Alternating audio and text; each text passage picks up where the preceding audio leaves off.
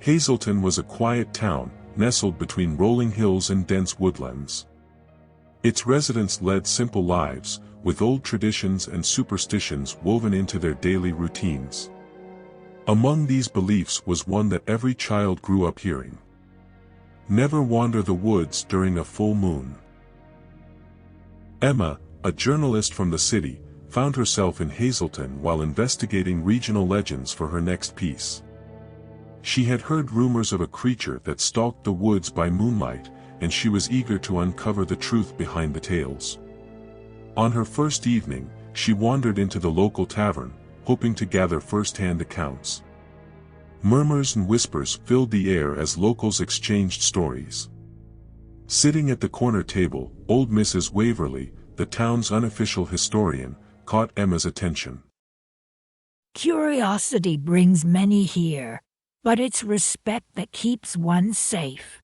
Mrs. Waverley began, noticing Emma's interest. Our woods hold an ancient secret. You see, a creature, neither man nor beast, roams under the glow of the full moon. Emma, ever the skeptic, pressed for details. Is there any evidence of this creature? Has anyone ever encountered it? A heavy silence fell over the tavern.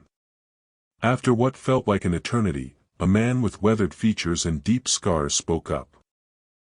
I has. All eyes turned to him. He introduced himself as Marcus. 10 years ago, during a particularly harsh winter, I found myself lost in those woods. As night descended, I heard an eerie howl, and a massive wolf-like creature with piercing silver eyes emerged from the shadows. I barely escaped with my life. Emma, sensing the story's potential, decided to venture into the woods the following night, the night of the full moon.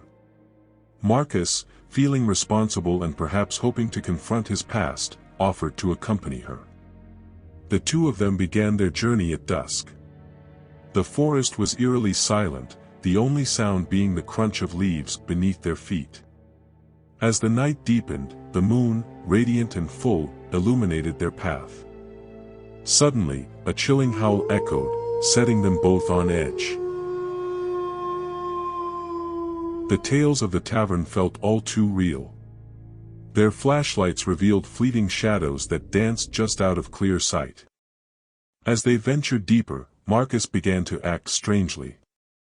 He seemed disoriented, his eyes darting around nervously. It's closer than you think, he whispered, a note of genuine fear in his voice. Before Emma could respond, another howl, much closer this time, pierced the air. The temperature seemed to drop as an overwhelming sense of dread filled the atmosphere. Emerging from the dense thicket, a large wolf-like creature stood before them, its silver eyes fixated on Marcus. Emma, paralyzed with fear, could only watch as Marcus approached the beast, seemingly in a trance. To her astonishment, Marcus began to change. His features contorted, hair sprouted across his body, and his once human eyes gleamed with that same silver sheen. The realization hit her with a weighty dread. Marcus was the creature, bound to transform under the full moon's spell. The two creatures, once adversaries, now stood side by side, their attention shifting to Emma. Panic surged through her, but she remembered a charm Mrs. Waverley had pressed into her hand before she left the tavern, a silver medallion with intricate engravings. With nothing to lose, she held it up high, reciting the incantation Waverley had whispered to her. The woods trembled as a bright light emitted from the medallion. The two werewolves howled in pain, shielding their eyes. Seizing her chance, Emma ran, her heart pounding louder than the creature's howls. She found herself back at the tavern's entrance, her entire body shaking. Bursting through the door, she relayed her horrifying encounter. Mrs. Waverley, a grim expression on her face, nodded. You've witnessed Hazelton's curse. The creature you saw was once my son, Marcus. I hoped he had found a way to suppress the transformation. Emma realized that the scars Marcus bore were not from an encounter with another beast, but from the inner battle he waged each full moon. She decided to leave Hazelton the next day. However, as she packed her belongings, there was a knock at her door. Opening it, she found a note, with no sign of the messenger. The note read, "The woods remember, and the curse is not easily escaped. When the next full moon rises, you'll understand." Emma looked up at the sky, the moon slightly fuller than the night before, and felt a chill run down her spine. Staring at the note, her hands trembling. The ominous words echoed in her mind. Refusing to be paralyzed by fear, she decided to confront Mrs. Waverley, hoping to glean some understanding of the message. The historian's home was an old cottage on the outskirts of town. As Emma approached, the scent of burning sage wafted through the air. Mrs. Waverley, upon seeing Emma, wore an expression of grave concern. You shouldn't have come back here. The curse of Hazelton is not something to be taken lightly. Emma showed her the note. Mrs. Waverley sighed deeply, her eyes filled with sorrow. The curse doesn't just affect those born in Hazelton, those who witness the transformation, those who bear the medallion during the event, become entwined with its power. You're now bound to the curse. When the next full moon rises, the beast within you will emerge. Horrified, Emma contemplated her options. She could flee Hazelton, but she knew she could never truly escape the curse. Her only hope was to find a way to break it. She decided to delve deeper into the Hazelton woods, following old trails and whispered legends of a hidden grove that held the secret to the curse's inception. Rumor had it that within this grove stood an ancient stone altar where the original curse was cast. The forest seemed to grow denser and more foreboding with every step Emma took. The trees whispered secrets to each other, their elongated shadows stretching out like skeletal fingers. As the sun began to set, the eerie glow of twilight revealed an overgrown path that led to a clearing. And there it was, the fabled altar, surrounded by statues of wolves with eerily lifelike eyes. The stone surface was inscribed with intricate runes that seemed to shift and swirl as she looked at them. As she approached, an overwhelming sense of dread filled the air. The statues appeared to watch her every move.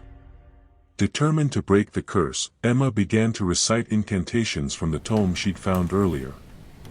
The ground trembled, and the wind howled, forming ghostly apparitions around the altar. They were the spirits of the cursed, and among them, she saw Marcus, his once familiar face now twisted in torment. A haunting voice echoed through the clearing. To break the curse, a sacrifice must be made. Emma felt a cold hand grip her heart. She thought of the life she once had, the promise of stories untold.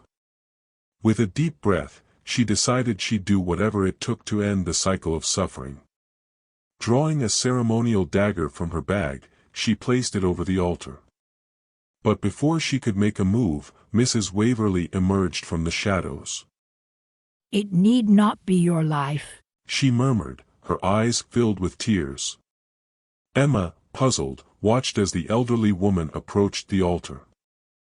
I've lived long enough.